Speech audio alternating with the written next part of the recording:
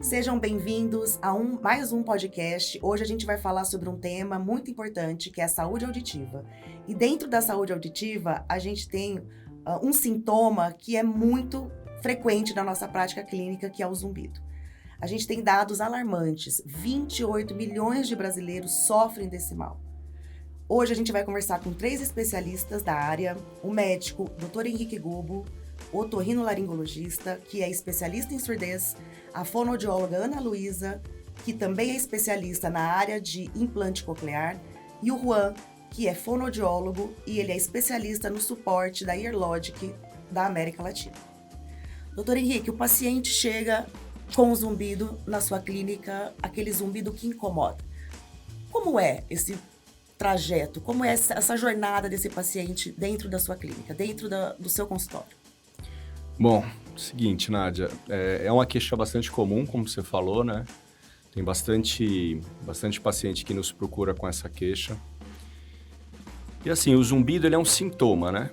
Ele não é um diagnóstico único, né? Então, você sempre precisa tentar procurar qual que é a doença que está causando o zumbido. Então, o primeiro passo é tentar um diagnóstico etiológico, né? Você tentar entender o que está acontecendo. Então, a gente sempre faz uma anamnese bem ampla, né? Anamnese de zumbido, tinnitus, né? Se você preferir. Uma anamnese bem ampla. A gente precisa entender quando começou, se é pulsátil, se é chiado, se é apito, que hora que acontece mais, né? Se tem fatores de piora, fatores de melhora, se é constante, se flutua. Porque cada doença vai ter uma característica específica de zumbido, né? É sempre muito importante a gente avaliar a perda auditiva, porque a maior causa de zumbido é perda auditiva, né? E perda auditiva pode acontecer por exposição a barulho, pela idade, né? Presbiacusia, quer dizer, tem várias causas de perda, então sempre a gente faz uma audiometria, né? Um exame imprescindível na investigação do zumbido. E aí, dependendo da anamnese, né, detalhada, a gente vai pedir outros exames, geralmente laboratoriais também, né? A gente vai ver diabetes, doenças infecciosas, né, doenças metabólicas, tireoide, né? Às vezes o paciente está lá com zumbido e é o primeiro sintoma de um hipertireoidismo, por exemplo. Sim. E exames de imagem também são interessantes porque a gente precisa sempre afastar causas graves, né? Então, o zumbido, na imensa maioria das vezes, não é nada para se preocupar do ponto de vista de segurança, né? Claro, é algo que é muito ruim para o paciente, muito incapacitante às vezes, mas a gente... É raro ser alguma coisa perigosa, mas a gente precisa sempre pensar nisso. Então, a gente pode fazer um BERA, né? BERA é um exame de eletrofisiologia, que é um exame simples de ser feito e que a gente consegue também ter uma certa segurança em relação a doenças mais graves, né, doenças neurais. A gente chama de retrococleares, né, quer dizer, quando o problema não está na cóclea, quando o problema está atrás da cóclea está o cérebro, né? Então, a gente pode ver com BERA ou a gente pode fazer uma ressonância magnética, dependendo do caso, né? E caso a caso. Mas o diagnóstico, ele é sempre muito complexo, porque as causas são muito amplas, né? Então, é sempre uma investigação extensa que a gente tem que fazer. Sim, doutor. E aquele paciente, por exemplo, você estava dizendo que o zumbido ele está muito ligado, né? Na maioria das vezes a uma perda auditiva. Então, o paciente, na grande maioria das vezes, ele apresenta algum grau de perda. Esse paciente que tem essa perda auditiva, qual é o tratamento mais indicado? Então, o paciente que tem zumbido e tem perda auditiva, muito provavelmente o zumbido é por causa da perda auditiva, mas a gente tem que lembrar que não necessariamente, né? Sim. Então, a gente primeiro precisa excluir as outras causas. Então, se o paciente tem uma perda auditiva pela idade, por exemplo, uma presbiacusia, mas ele também tem um diabetes que não está bem tratado, ou uma doença infecciosa que não está bem tratada. Então, a gente primeiro precisa excluir as outras causas para daí chegar nessa principal hipótese de que o zumbido vem por causa da perda. Chegando nisso, aí a gente vai, na maioria das vezes, pensar em aparelho auditivo, tá? em aparelho auditivo. Mesmo em casos em que a perda é muito em frequências agudas, né? Que às vezes o paciente ele ainda não está tão sintomático do ponto de vista de surdez, né? Ele não está se queixando da surdez, mas mesmo nesses pacientes a gente vai sempre tentar primeiro a adaptação de um aparelho auditivo. Uma perda auditiva que dá muito zumbido é a perda auditiva induzida por ruído, né? Essa é uma perda que, como ela fica nas frequências agudas quase que exclusivamente, fica ali entre 4 e 8 mil Hz, muitas vezes a queixa do paciente é mais de discriminação, né? Mais aquele escuto, mas não entendo, né? Então, porque os graves e médios geralmente está mais preservado. Sim. Mas esses pacientes têm uma queixa muito grande de zumbido. Às vezes antes de começar, né? Às vezes o paciente ele tem um histórico de exposição a ruído, ainda não está com a perda bem estabelecida. Às vezes a gente vê alguma coisa lá em emissões autoacústicas, de alteração. E a gente... mas aparelho auditivo, de forma geral, sempre trata bem, né? Na maioria das vezes a gente consegue um bom resultado. Porque amplifica, reabilita a audição e também acaba mascarando o zumbido do paciente, né? Sim, pensando no princípio de enriquecimento mesmo acústico, né? Sim. Para ele perceber menos esse zumbido, né? E assim, tem muitos casos, né, Ana, que o paciente chega com zumbido para protetização, né? Para o uso do aparelho, e ele ainda está um pouco resistente, né? A essa questão dos aparelhos, às vezes não consegue, muitas vezes, relacionar aquela perda, aquela dificuldade pequena, né? Às vezes de discriminação, num ambiente mais ruidoso, mas aí tem a indicação do aparelho. Como é também esse paciente, essa aceitação?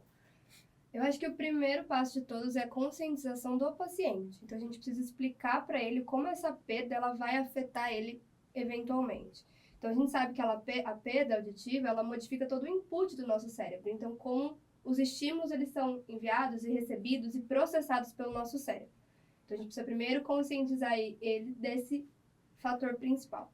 A gente sabe, que nem o Henrique falou, que 90% dos casos, já existem estudos que mostram isso, são zumbidos causados pela perda auditiva. Mas a gente tem também os 10%, e por isso que aquela anamnese que pergunta o tipo, tem mais de um, é pulsátil, é intermitente, como que é o zumbido é muito importante. Porque alguns fatores, eles acabam mostrando pra gente o que pode ser. Então, se a gente tem um zumbido ritmado, se a gente tem um zumbido agudo, a gente tem algumas informações para ajudar nesse processo de aceitação também do paciente.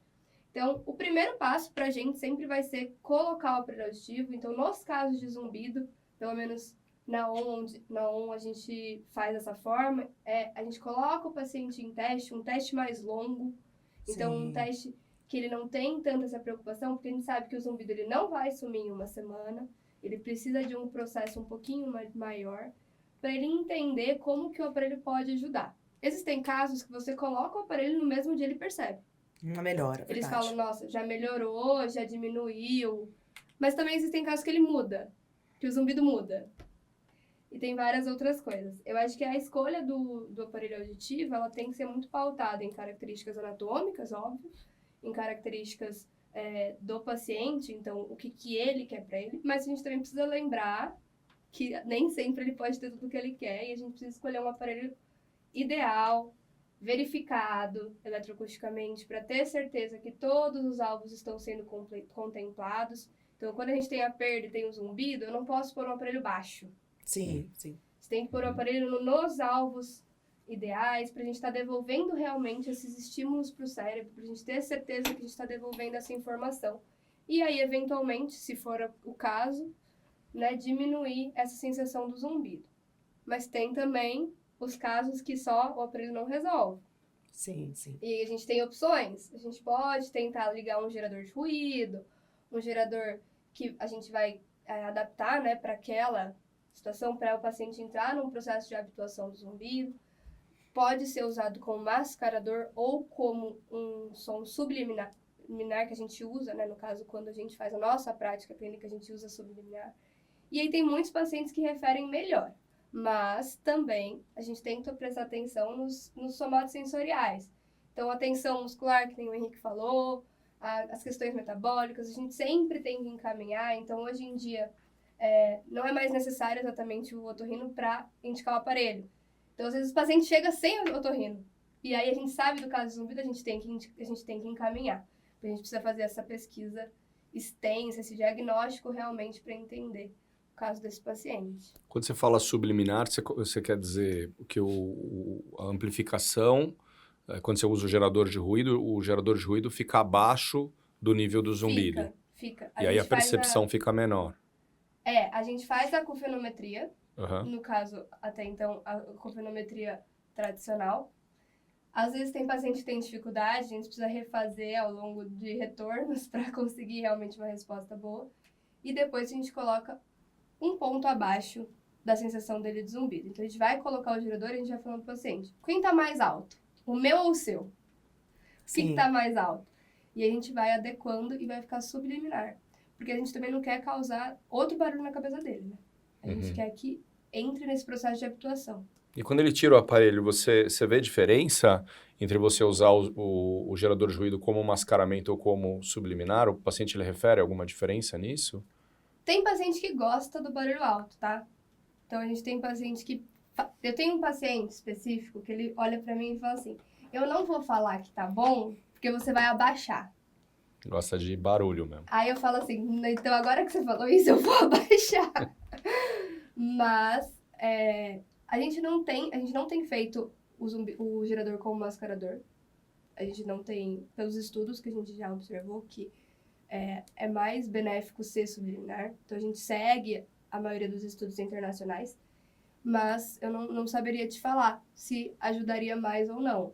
Os nossos pacientes estão bem. E aí você usa um ruído na mesma frequência. Sim. Então você fez a cofenometria, viu que o zumbido é naquela frequência ali, e você usa aquele mesmo barulho. Ou você usa um ruído diferente. O gerador de ruído, ele leva em consideração tanto a frequência do zumbido, quanto a intensidade percebida do zumbido. Então não é a intensidade que a gente calculada de sensação.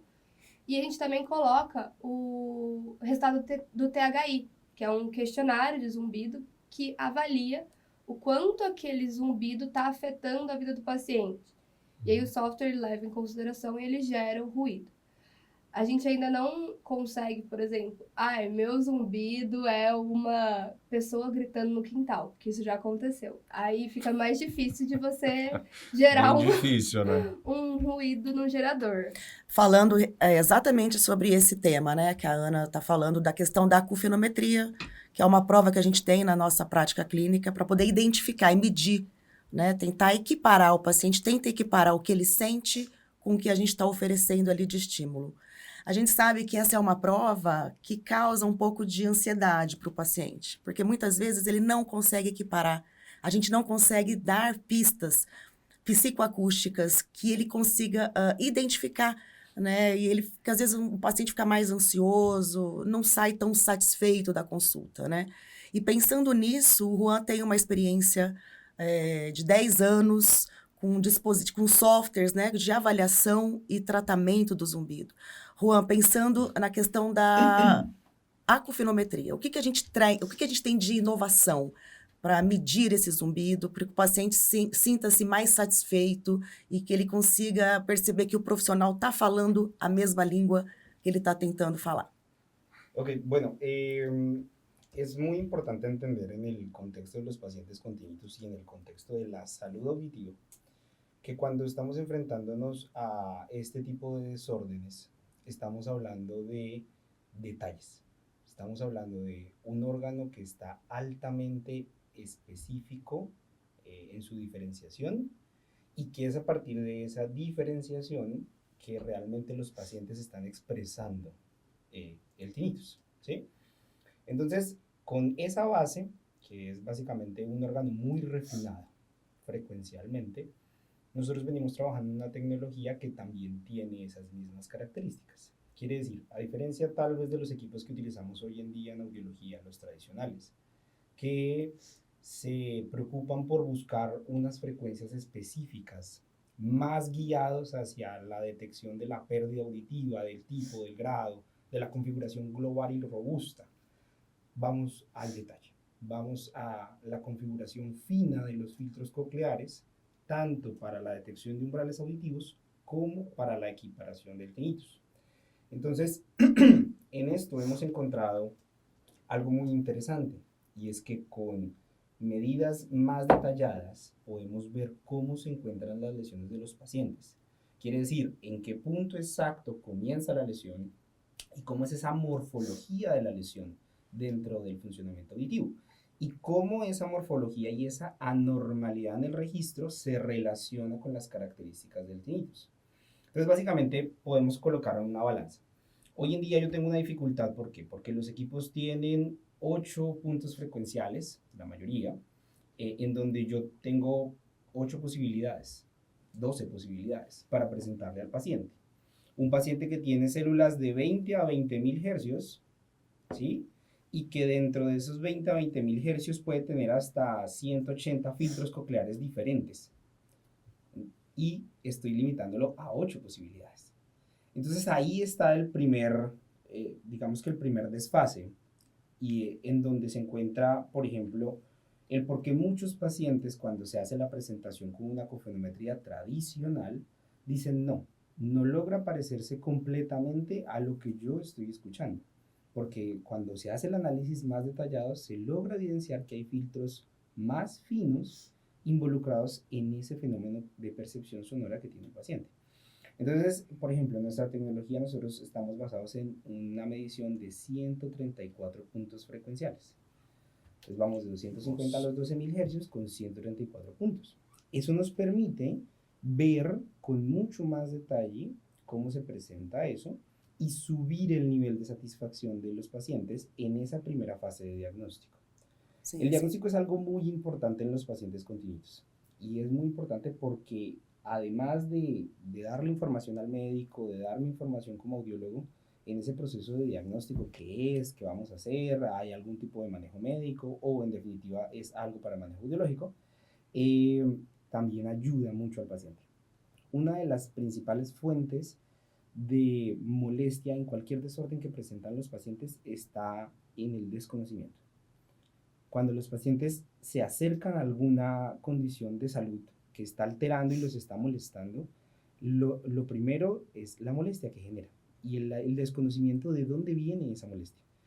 Cuando ya tenemos mucho más detalle, estamos cumpliendo con esa primera fase que el diagnóstico debe de cumplir y es poder explicar al paciente qué pasa y cómo se configura lo que está pasando para él. Entonces, con mucha más satisfacción logramos esto cuando lo hacemos en una más alta resolución. Esto, en lo que venimos desarrollando en Colombia, es un proceso complementario, ¿no? No se está reemplazando lo que ya se tiene entendido como un gol estándar. Eso quiere decir a los pacientes se les hace una valoración básica, si es necesario, se hacen estudios electrofisiológicos, si es necesario, se hacen estudios imageneológicos, si es necesario, se hacen estudios paraclínicos, y esto es otro bloque más. Es un bloque que está destinado específicamente a esa especificidad frecuencial, al detalle auditivo y a poder buscar esa relación de lesiones auditivas con la percepción que tienen los pacientes de tinnitus. Entonces son 130 frecuencias. Son 134. Está basado en la fragmentación de la escala musical. Bueno, quien lo diseña realmente es un músico. Entonces, es una persona de Corea del Sur, su nombre es Sang Kwak, y esta persona tiene como formación de base músico, hace algunos otros estudios en ingeniería, algunos otros en física, y a partir de aquí comienza con el desarrollo de los software. Entonces el software está basado en la fragmentación de la escala musical en el rango de 250 a 12.000 hercios, y la fragmentación que hace es de hasta un 24avo de octava.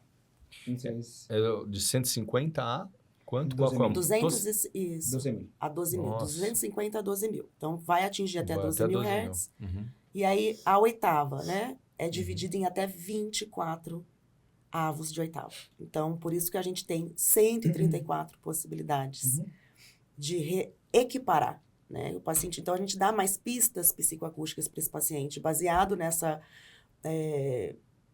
leitura desse exame. A gente avalia, analisa as maiores deflexões. E aí, na hora desse tinitograma, né, a gente dá mais pistas e o paciente fica realmente mais satisfeito, menos ansioso. Né? E vocês conseguem programar o aparelho auditivo nessas frequências? A gente Na ON a gente já está começando a usar, né? A gente está fazendo um piloto aí. É bem interessante, é bem legal. Todas as vezes deu Então, certo. só eu aqui que ainda não vi. Ainda não. Mas ele Entendi. começou faz o quê? 2 semanas? A gente está abrindo agora na ON, ela vai se tornar um centro de referência para receber esses pacientes para essa avaliação específica. Então, o que o Juan falou é muito importante. Não é uma avaliação que substitui o que já se é feito. Então, a audiometria tonal, a audiometria A vocal... audiometria de alta frequência vai até 10? Vai até 12? Depende do equipamento. Tá, Tem até 12, eu já vi alguns que vão até 16. Até 16 mil. tá.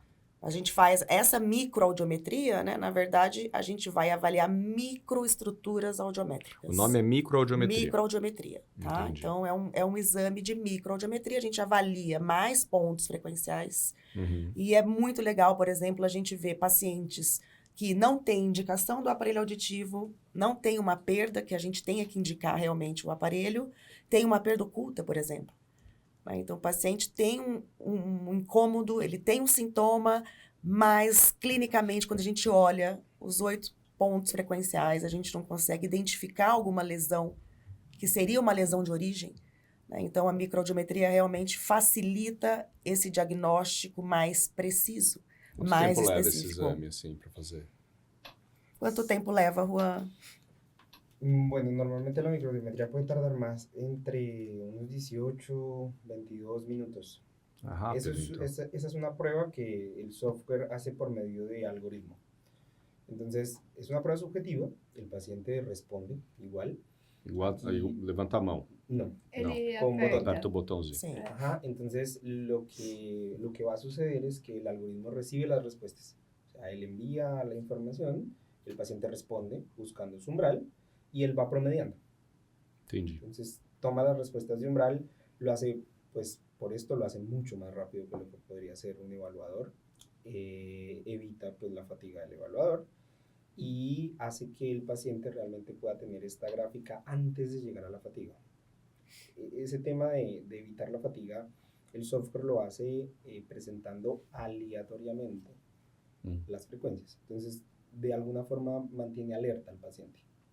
Certo. Que el Não, paciente não mantém uma progressão evita de pronto que el normal. paciente en el tiempo largo vaya a tener una fatiga y de pronto vaya a darnos respuestas distorsionadas, sino que aleatoriamente se los va presentando y lo mantiene un poco más alerta, lo que hace que, aunque es una prueba larga, sea posible y podamos obtener toda esta información valiosa pues en el proceso de diagnóstico de los pacientes con tinnitus.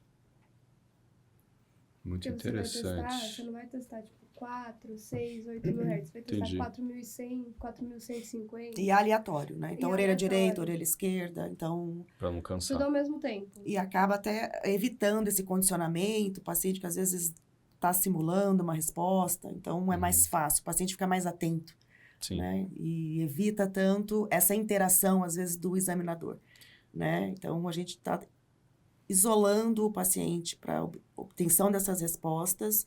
A gente faz apenas uma orientação prévia do exame e ele faz. Então, não tem muito essa interação examinador e paciente. Né? Então, às vezes é um viés, né? Porque às vezes o paciente já faz muita áudio, ele já meio que está esperando o momento que é para levantar a mão ali, né? Às vezes quando a gente tem casos de simulador, a gente faz isso. A gente testa uma frequência ali, uma frequência aqui, vai... Já faz Você aleatório. vai já misturando aleatório para Evitar. assim, né? não é para Tirar enganar o paciente, não. Mas é para evitar que ele Respostas. Responda na hora que não é para responder. Sim, sim, sim. E aí, pensando nessa tecnologia, a gente falou da avaliação, né, da microaudiometria e da acufenometria. Fala um pouco sobre o Tinnitus Less, que é esse software que faz essa equiparação. A gente aqui no Brasil, a gente tem a prática de fazer acúfeno, e a gente sabe que às vezes é um exame que provoca uma certa ansiedade para o paciente quando a gente não consegue determinar exatamente o estímulo, se tem alguma relação com o que o paciente sente. Como que é esse software? O que traz de diferente para o que a gente tem hoje? Bueno, el software también está basado en la misma cantidad de puntos frecuenciales, eso quiere decir que tenemos 134 puntos frecuenciales, y además de eso está diseñado como una herramienta para los clínicos. Entonces, una cosa que es muy difícil, tanto para algunos médicos como para los pacientes, es encontrar a partir de cómo me grafican el examen la relación de lo que está presentando el paciente. Entonces, este software se diseñó como la visualización digital de la cóclea. Es un modelo digital que me muestra la cóclea con los diferentes puntos tonotópicos.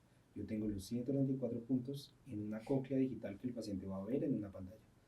Entonces, cuando yo al paciente le digo, tenemos esta lesión por una microbiometría, y luego le presento la cóclea con el punto en donde corresponde esa frecuencia, eso hace que sea mucho más sencillo poder entender que hay un órgano sensorial que tiene unas características tonotópicas y que eso tiene relación con lo que él está percibiendo, que esa zona tiene que ver con la zona de lesión. Entonces ese es como el otro aspecto que trae el software para ayudar a los profesionales y a los pacientes a entender mejor qué es lo que está sucediendo. El software también está basado en diferentes cosas que se mencionan en investigación. Entonces, por ejemplo, una de las cosas que utiliza el software de la investigación y de los modelos de hipótesis de por qué se escucha el tinnitus de algunas formas, es que el software va a tener 3 espectros. El software tiene el espectro tonal, que sería lo que los pacientes nos describen como los tonos puros. Un apito, ¿no? Los pitos. Sí, sí. Tiene un segundo espectro que es el ruido o un tono de banda estrecha, que es una banda estrecha utilizada para cualquiera de los 134 puntos, y tiene la combinación de ambos. Eso lo desarrollan a partir de la explicación fisiológica de que nuestra vía auditiva tiene la capacidad de procesar estímulos sonoros o este fenómeno que es el tinnitus por diferentes vías, y dependiendo de la hiperactividad de cualquiera de estas vías es que se asume o se atribuye esas características psicoacústicas del tinnitus. Entonces, algunos autores mencionan que, por ejemplo, el tinnitus tonal se relaciona con mayor hiperactividad en la vía auditiva clásica, que es la que se utiliza normalmente cuando estamos en más discriminación tonotópica, en una audiometría, una cosa así. Y que ese otro que tiene menos especificidad, que es como el ruido, como con distorsión, se le atribuye a la hiperactividad de la vía auditiva no clásica. Y bueno, y subsecuentemente, pues, el mixto sería la combinación o el aumento de hiperactividad sobre ambas vías. Sí. Entonces, por eso el software se diseña también de esa forma, buscando describir el fenómeno desde ese proceso fisiológico que puede estar presentando el paciente. Muito interessante. Doutor Henrique, tem algum exemplo de algum paciente que chegou no seu consultório, não tem a perda auditiva e foi indicado algum tipo, uma outra abordagem, uma terapia sonora? Como está isso? Esse é um desafio, né? Você está perguntando do paciente que não tem um diagnóstico, né? Assim, causal, né? Sim, etiológico sim. do zumbido. Então, a gente usa um nome malandro, que chama idiopático, né? Esse nome eu não gosto desse nome. Idiopático quer dizer, é uma forma legal, assim, de você falar, não sei o que está acontecendo. Exato. Né? Então, ao invés de você virar para o paciente e falar, eu não sei, Não faço ideia. você fala, você tem idiopático. um tinnitus idiopático. Né? Sim. Então, assim, existe pra caramba isso, infelizmente, né? Claro que tem uma causa, a gente só não sabe qual é. A gente investiga as causas que a gente conhece, né? Então, nesses casos, a gente assume que o zumbido é o problema em si, certo? Então, ele é a doença. Nesse caso, não, né? exatamente, não Sim. seria um sintoma, mas sim uma doença mesmo. Sim. Então, aí é difícil, né? É difícil. A gente tem algumas medicações que a gente pode tentar, que tem alguns efeitos. Geralmente são medicações que a gente usa para labirinto, sabe? Né? E podem ter algum efeito. Às vezes um placebinho, né? Ajuda o paciente, por que não tentar, né? Uma medicação que não tem efeitos colaterais muito grandes, então a gente pode tentar alguma coisa mais conservadora. Às vezes o estresse está relacionado. O estresse é um negócio muito difícil de você pesquisar, né? Mensurar. Exatamente. Como é que você, sei lá, gradua de 0 a 10 quanto que está o estresse do paciente? Tem questionários, mas isso é tudo muito controverso, muito difícil. Então, às vezes, tem alguma influência emocional. Geralmente o zumbido ele não é causado, né, por questões emocionais. Geralmente ele é piorado. Porque como o zumbido é muito frequente, né, 20% da população adulta tem zumbido, se a pessoa ela não está bem emocionalmente, às vezes ela fica percebendo aquele zumbido mais alto, né? O zumbido, você olha para ele, ele olha de volta para você, né? Ele fica lá. E aí, casos assim, talvez algum tratamento, né, nessa parte de psicoterápica, assim, pode ser interessante. É sempre interessante avaliar o sono do paciente, né? O sono é muito importante, principalmente para essas questões emocionais, tensionais. E às vezes o paciente não está dormindo bem, às vezes tem uma privação crônica de sono. Então, a gente tentar reabilitar o sono é legal. Trabalhar a parte de saúde de uma forma geral, né? Integrativa, né? Quer dizer, checar se o paciente está fazendo atividades físicas, está se alimentando bem, está tendo boa qualidade de sono. Tudo isso é muito importante para os zumbis. Esse contexto geral, né? Para esse tinnitus idiopático, é muito importante. Tem alguns tratamentos que são interessantes, como acupuntura, quiropraxia, né? Tratamentos do ponto de vista aí fisioterápico, às vezes podem ajudar, porque tratando a parte tensional cervical, geralmente mesmo o zumbido que você não percebeu ali, uma disfunção de ATM, não está forçando muito a musculatura do masseter aqui, não está com o pescoço muito tenso, mas mesmo assim, às vezes uma manipulação dessa musculatura tensionada pode ajudar. Então, a gente acaba tendo que tatear, né, com paciência, o que às vezes o paciente não tem, o né? O paciente não tem, né? Na maioria das vezes, o paciente que tem esse zumbido... Que é uma melhora rápida, né? Exato. Não existe um tratamento, claro, não existe um tratamento único, universal para zumbido. Sim. Não tem. Você tem que... E o paciente, às vezes, ele chega buscando... Exatamente. É muito individualizado. E, às vezes, o paciente ele vem buscando isso. Olha, eu quero... Zumbido tem cura? Pergunta clássica. Essa é a pergunta. Olha, tem tratamento e, na maioria das vezes, a gente consegue melhorar. Mas é difícil, assim, em todos os casos, você conseguir zerar o zumbido do paciente. Então, depende um pouco da expectativa do paciente também. Sim. Mas, então, os zumbidos idiopáticos, a gente vai tentar tatear uma forma melhor de tratamento, uma forma que o paciente fique bem, que a gente consiga trazer qualidade de vida, mas com uma certa cautela com a expectativa que a gente cria. É sempre bom a gente não criar uma expectativa muito grande no paciente para não ter uma frustração, né? Sim, com certeza. Ana, Luísa, compartilha com a gente alguma história que ficou aí na memória, aquela paciente ou aquele paciente que chegou com um zumbido incapacitante e que com o uso do aparelho mudou a vida dessa pessoa. Eu acho que a gente tem uma, né, Henrique? Uma paciente que acabou indo para o implante coclear. Ah, é. Foi uma mudança radical ela ali. Tinha um zumbido incapacitante mesmo. Ela já tinha desistido de tudo, ela já tinha saído da faculdade, ela só ficava em casa. E aí ela falava que a vontade dela era bater a cabeça na parede. E aí a gente acabou optando, né, para fazer o implante. E quando ela acordou da cirurgia, o zumbido tinha sumido. E aí ela ficou com medo da gente ligar. Ela não queria ligar o implante. Tá muito bom, não mexe. Você faz o implante coclear, né? Você faz nesse caso era uma surdez severa profunda. A gente tem a opção de fazer o implante coclear, que é essa cirurgia que você coloca um eletrodo dentro da cóclea para reabilitar a audição. E os estudos mostram que 90% desses pacientes que têm surdez profunda, né, severa profunda, que tem zumbido associado, quando você faz o implante coclear, 90% deles tem melhora do zumbido. 90%, poxa. É bastante. É muita coisa. Até hoje, a gente está no 100% ainda, né? A gente ainda não caiu no 10%. Estamos no 90% no nosso paciente, por enquanto, tá? Estamos indo bem com isso aí. Calma. Mas assim, aí a gente ofereceu. Acho que ela tinha uma perda severa. Bilateral? Era severa, né? Era bilateral? Unilateral. Era unilateral. E aí você geralmente ativa o implante depois de 30 dias, mais ou menos, né, da cirurgia. Só que com a própria cirurgia, só no fato de abrir lá a cóclea e colocar um eletrodo lá dentro, já melhorou o zumbido. Ela não queria ativar. Ela não queria ativar, Queria porque ficar vai surda. que você ativa E E volta o zumbido. que O desespero era silenciou. tão grande, o desespero dela com o Sim, zumbido sim, era sim. tão grande que...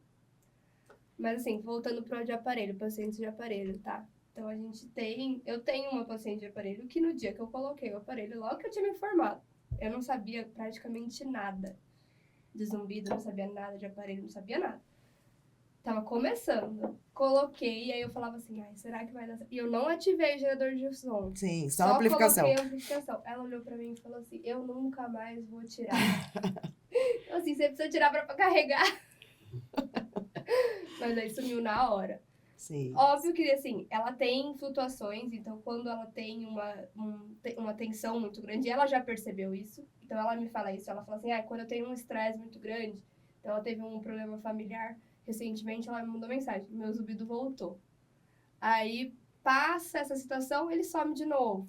Sim. Então, no caso dela, ela tem duas causas, a causa da perda auditiva e a causa da tensão, de tudo, do estresse que contribui. Mas foi muito interessante, porque eu lembro que era uma das primeiras pacientes que eu atendi, eu ficava assim, ai, não vai dar certo, ela não vai gostar. E ela, na hora, olhou pra mim e falou assim, eu nunca mais vou tirar. Tanto que mudamos pro aparelho de pilha. Pra não precisar Pra ela tirar, não pra ter que carregar. tirar. Quem tira dela é o marido. Então ela dorme, Com aí o o marido aparelho. tira. Entendi. Mas Mas mas você não usou ruído. Nesse caso não Foi precisei. só amplificação mesmo. Só amplificação. E é o que mais a gente vê, né? O que você acha, Ana? A amplificação, na maioria das vezes, Na acaba maioria das vezes, melhorando. a gente, normalmente, como que a gente faz? O paciente chega de zumbido e tem a perda auditiva, a gente não liga direto o gerador. Então, a gente deixa ali uns 90 dias o paciente só com amplificação. Porque é o tempo que a gente tem no nosso cérebro de se reorganizar. Então, a gente tenta deixar eles 90 dias para ver se ele vai ter uma melhora. Porque pode não ser instantânea, como dessa paciente, mas também ela pode acontecer. Então, nesses primeiros 90 dias. Voltou e o paciente ainda está com muita queixa, aí a gente vai ativar o gerador de som. Entendi. Nesse caso, a perda dela nem era grande, era uma perda leve para moderada. Nem era uma coisa Uma assim. perda assim super grande. E pensando assim, Juan, aquele paciente que não tem indicação do aparelho auditivo. Não tem como... O idiopático. O idiopático, Não que tem muitas perda. vezes não tem um diagnóstico de alguma deflexão, mas aí com a microaudiometria, né, a gente consegue observar lesões que com os exames convencionais a gente não consegue. Fala um pouco sobre essa terapia de som condicionada, a REV 134. O que ela é, para quem ela é indicada? Traz isso aqui para a gente, provavelmente uma terapia de nicho, né, que é uma terapia muito específica, mas a sua prática, o que você tem visto ao longo desses 10 anos pensando nessa reabilitação? Bueno, yo creo que hay que traer a colación lo que han mencionado y es el tema de el tinnitus es un fenómeno de percepción sonora muy complejo. Y al ser tan complejo van a intervenir varias situaciones dentro de él. Pero, por ejemplo, para lo que estamos desarrollando acá, aunque tenemos en cuenta que el tinnitus es este fenómeno tan complejo, no perdemos de vista su origen auditivo. O sea, el tinnitus es un fenómeno auditivo y al ser un fenómeno auditivo se está representando en la corteza auditiva y tiene una relación, en la mayoría de los casos, con nuestro órgano de audición. Pero lo que mencionabas, muchas veces no se está encontrando esa relación entre las anomalías de funcionamiento auditivo y la percepción de tinnitus. Entonces, básicamente quedamos con ese paciente que no necesita el uso de amplificación porque escucha muy bien.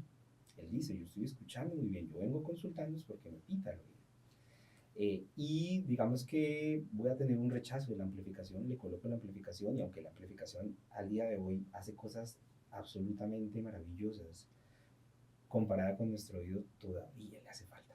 Entonces, como todavía le hace falta, coloco la amplificación y el paciente genera un rechazo porque escucha diferente, porque escucha no igual que la audición natural, porque no se logra la compensación a diferencia del paciente que estaba diciendo ahorita Lucía. Lucía nos hablaba de un paciente al que le coloco amplificación y como tiene muy probablemente sus frecuencias conversacionales disminuidas, la amplificación le da la compensación que necesita el cerebro e inmediatamente le da la compensación y la mantiene mi cerebro, la anomalía eléctrica que llamamos tinnitus, Sí.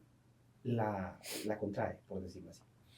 Entonces, bueno, teniendo en cuenta esto, teniendo en cuenta que el cerebro es susceptible de que con el sonido presente cambios, no solamente mediante la amplificación de los sonidos de mi entorno, sino con la estimulación.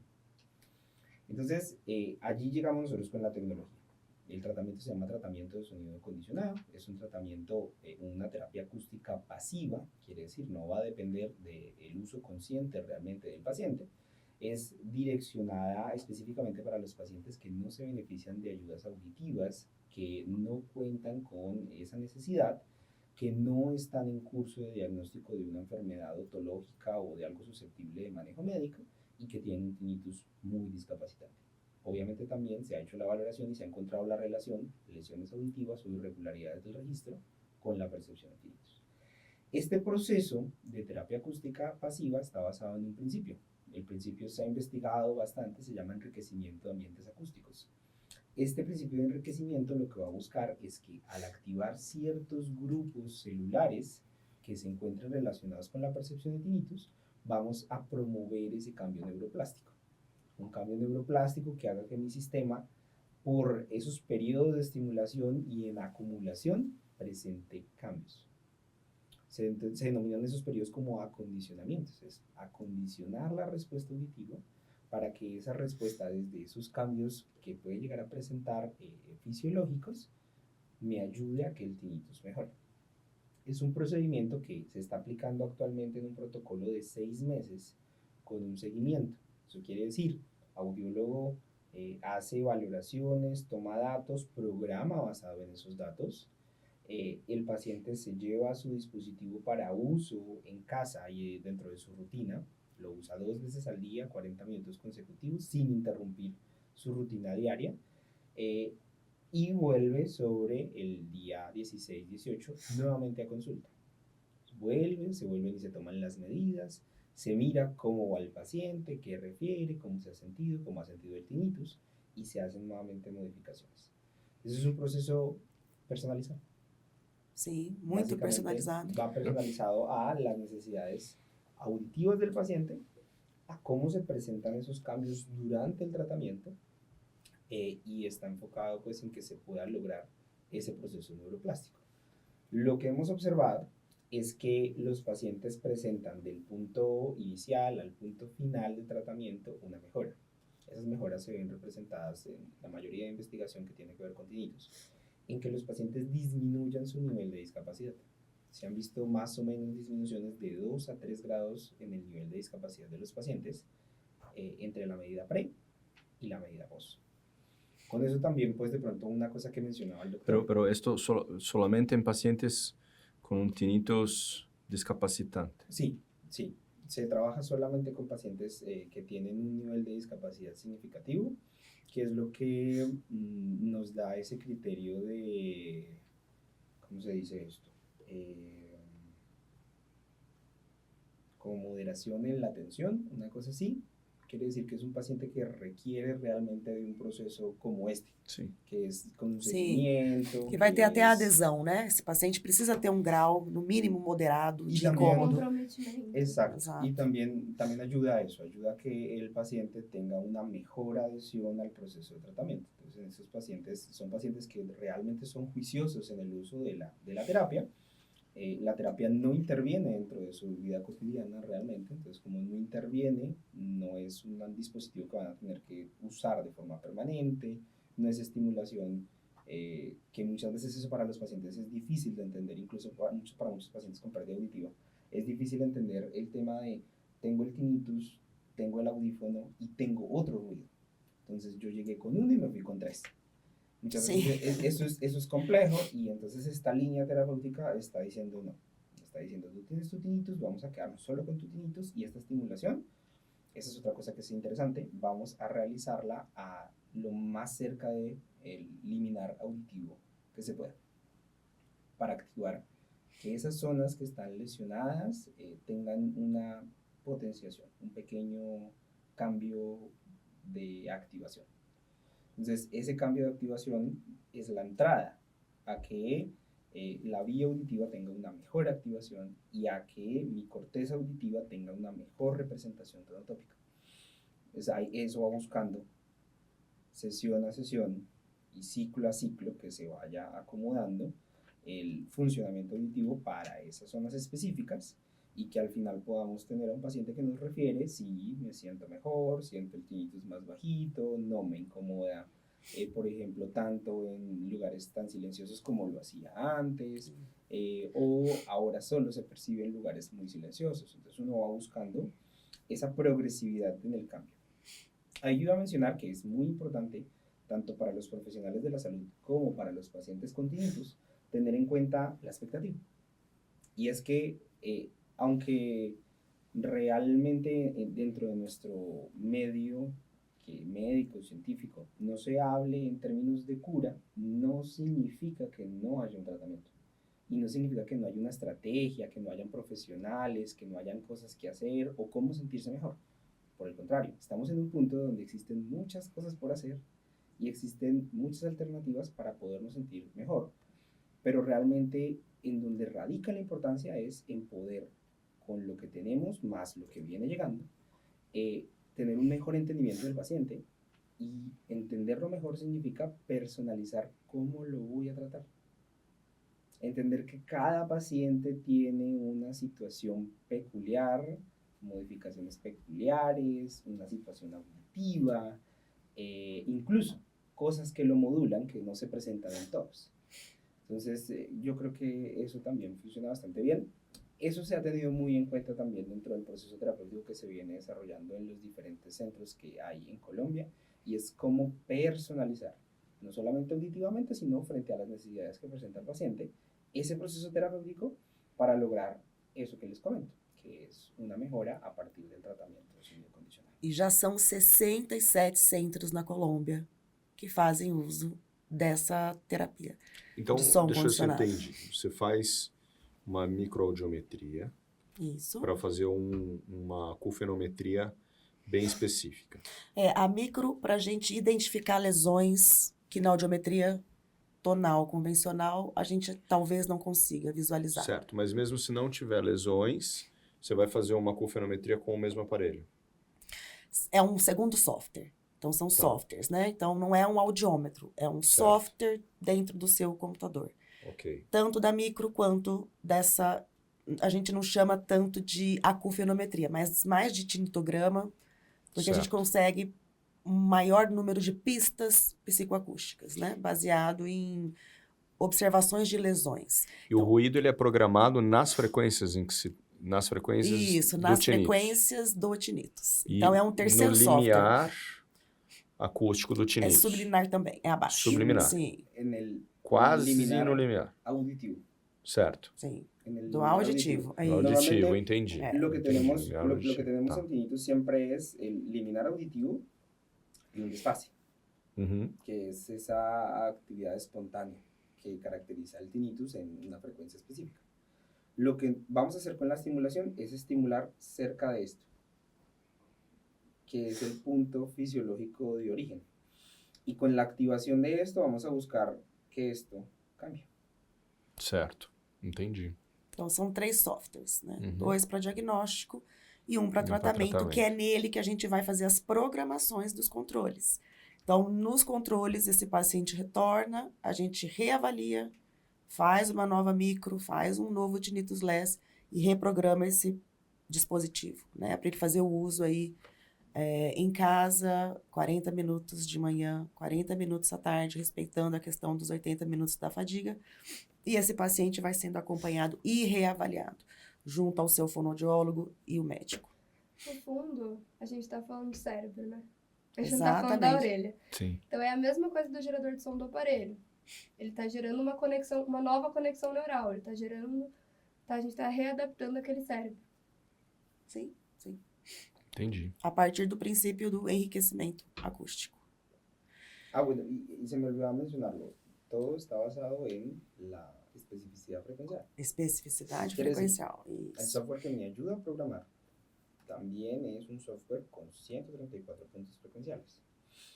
Entonces, aquí lo que yo voy a tener, no va a ser un ruido robusto frecuencialmente, va a ser un sonido dirigido a la zona en donde el paciente presenta ese problema. Entonces estamos identificando fisiológicamente cuál es esa zona que tiene la mayor posibilidad de tener una relación con ese fenómeno eléctrico que tiene el paciente, y ahora es sobre esa zona frecuencial, eso tiene un tamaño anatómico de 1/3 de octava, y eso es lo que vamos a estimular, 1/3 de octava, para solo activar esa parte. Entonces, en la progresión que nosotros hacemos entre los controles, vamos viendo qué refiere el paciente frente a la estimulação. Uma coisa que ele falou que eu gostei muito, que a gente sempre fala, acho que todos os dias, é a expectativa. Então a gente tem que sempre trabalhar a expectativa. A gente não pode entregar isso para o paciente como se fosse a solução de todos os problemas dele. Igual a gente faz com o aparelho também. Ou com o implante, que a gente conversa bastante. Temos que adequar as expectativas.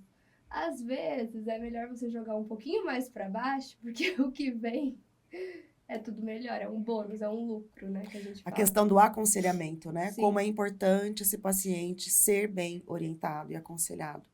Para que, independente de qual é a abordagem terapêutica, que ele tenha sucesso naquilo que é mais indicado para ele. A questão da expectativa, a gente sabe que o paciente com expectativas muito elevadas acabam se frustrando, porque é aquilo, né? Tem cura, por que o meu ainda não acabou?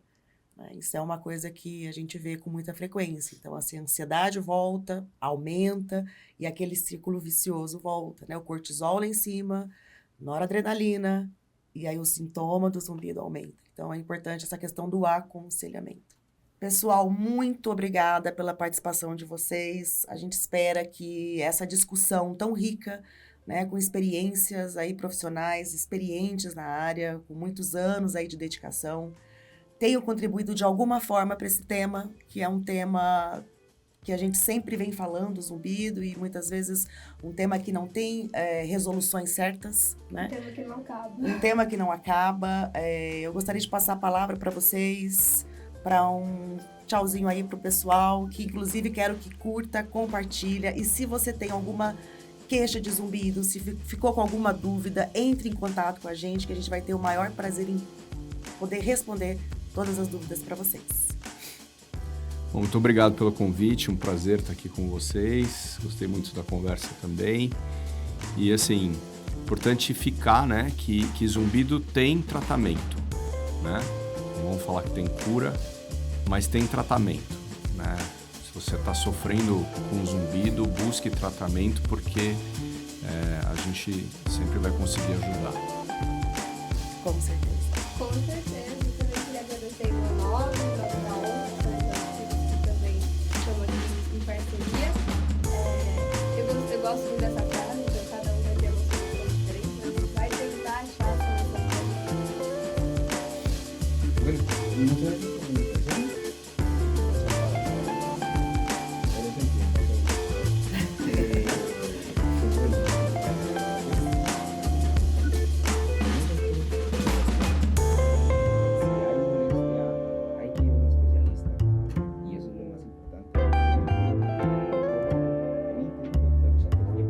Isso é importante. Es mejor ir a un profesional especializado y hacerse ver y hacer el proceso que nosotros mencionamos acá, y analizar su caso. Cada caso es diferente